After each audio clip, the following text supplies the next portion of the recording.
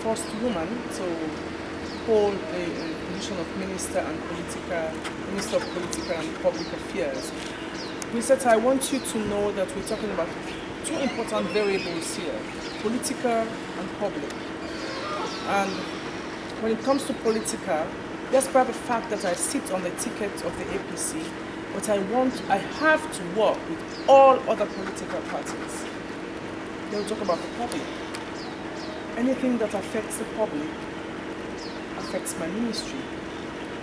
If the public is unhappy, my ministry as well is unhappy, and the president definitely will be very, very unhappy and disappointed.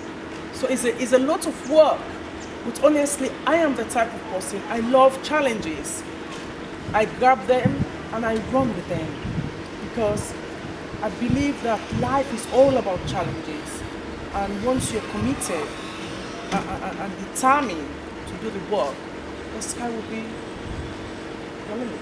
So looking at these challenges you're talking about, if we're talking about the challenges you mentioned that there were so many challenges, how have you been able to surmount them, if at all you surmounted them? Yes, I have. Let me address the issue of the decentralization of my ministry.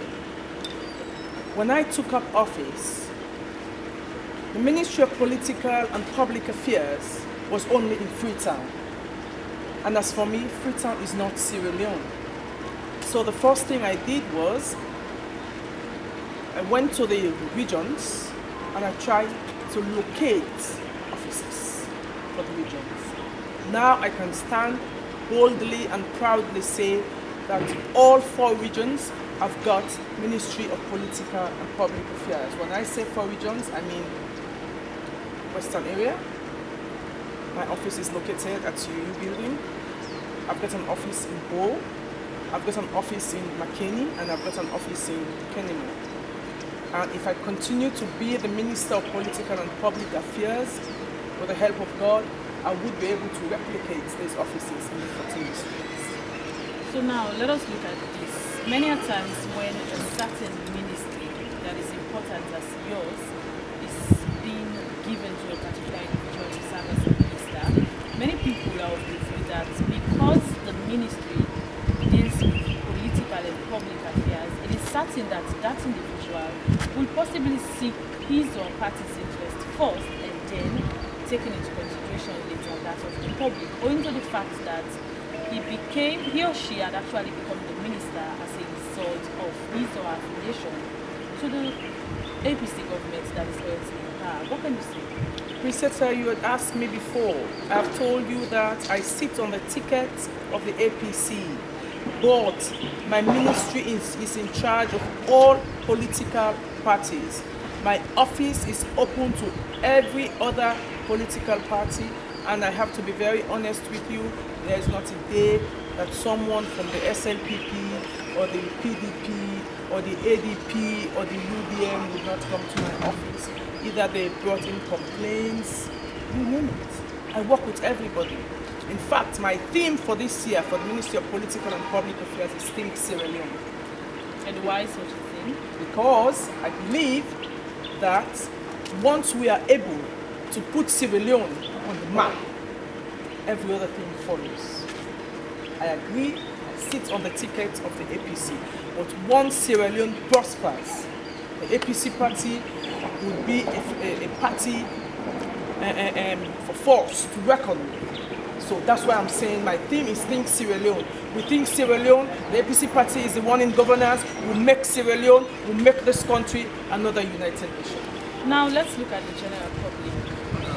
Your ministry again deals with political and public affairs, and we've seen many issues ranging from people not being honest to themselves, Sierra Leoneans not believing that it is of essence that they live in an absolute clean community, like taking ownership of the community or the society they find themselves in, making sure that Sierra Leone is taken to the top, like you're saying. So how have you been engaging them? It's all about attitude. If you remember, I worked for attitudinal and behavioral change pretty close to about 6 years. And we have been preaching and talking to the people of this country that take ownership of Sierra Leone. Be patriot. Let me tell you what happened. I went to Rwanda very recently. Spotless, clean, clean beyond description. Why? Because the people are committed to the country. Sierra Leoneans, we keep blaming the government of this country. It is not the government, it is us, we Sierra Leoneans. We Sierra Leoneans. We are the ones that have got problem. Whether the APC party is in power, the ZPP party is in power, whatever party, until we change our attitude and take ownership of this country, we are wasting our time. So Just 1 second. A friend of mine told me that he visited Rwanda and she was sick. She grabbed some tissue from his bag and was coughing, folded the tissue. He looked around, but the place was so clean. No way he could have dropped the tissue. You know what he did? He placed the tissue inside the pocket of his jacket. But if it was in Sierra Leone, he would have thrown the tissue. I told him, I said, if you can do that in Rwanda, why can't you do that in Sierra Leone? We have been preaching and preaching and preaching. They're going to say, no, take ownership of this country. Sierra Leoneans, take ownership of this country. That's all we need to do. And until we do that, we are wasting our time. So what if someone watching and listening to you now wants to ask Madam Nanette, how would I take ownership of my political society and family?